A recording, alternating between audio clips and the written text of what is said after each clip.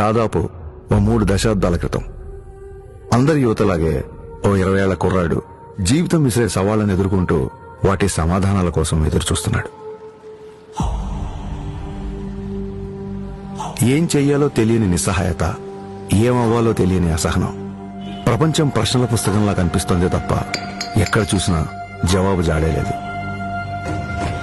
ఇది కేవలం ఆ 20 ఏళ్ల కుర్రాడి సమస్యే కాదు, అప్పటికి ఇప్పటికీ ఎంతో సతమతం అవుతున్న ఎందరో యువత సమస్య కూడా.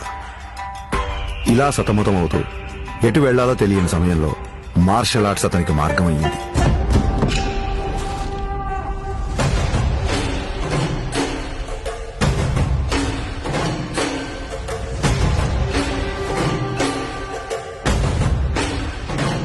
మార్షల్ ఆర్ట్స్ అంటే చాలా మంది అనుకున్నట్టు అవతల వాళ్ళని కొట్టడమో పడగొట్టడమో కాదు. మన ఆహాన్ని తొక్కిపెట్టి మన కాళ్ల మీద మనం నిలబడ్డం, మన ఆవేశాన్ని అరచేతి అదుపులో ఉంచుకోవడం. ఒంటరితనం, ఒత్తిడిని ఎదుర్కోవడం నేర్పిస్తే శిక్షణ, క్రమశిక్షణ నేర్పించింది కళ్యాణ్ కుమార్ ను మన పవన్ కళ్యాణ్ గా మార్చింది. సంవత్సరాలు గడిచాయి, కొత్త దారులు ఏర్పడ్డాయి. అలాగే తన సినీ ప్రయాణం మొదలైంది.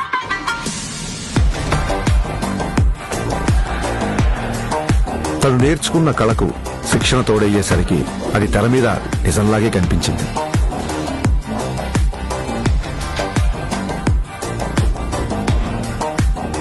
ఆ నిజానికి తన నిజాయితీ తోడయ్యి కోట్ల మంది గుండెల్ని గెలిచింది.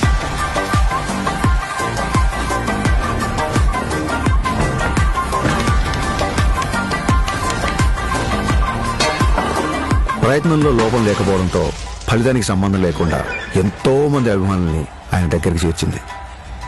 కరాటే, కిక్ బాక్సింగ్,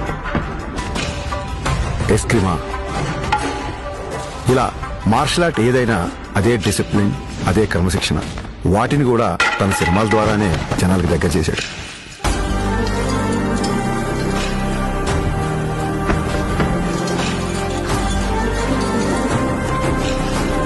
సినిమాల్లో చూపించే స్టంట్లు, ఫైట్లు జనరంజకంగా, ఆకర్షణీయంగా ఉంటాయని మనందరికీ తెలుసు.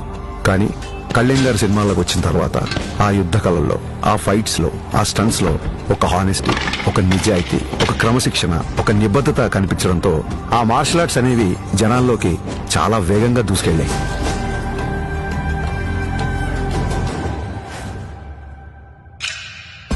అసలు మార్షల్ ఆర్ట్స్ ఫిలాసఫీ చెప్పేది ఒకటే, కంటిన్యూస్ లెర్నింగ్, నిరంతరం నేర్చుకోవడం. అందుకే ఇప్పటికీ ఓ స్టూడెంట్ లా మార్షల్ ఆర్ట్స్ లో తన ప్రయాణాన్ని కంటిన్యూ చేస్తుంది.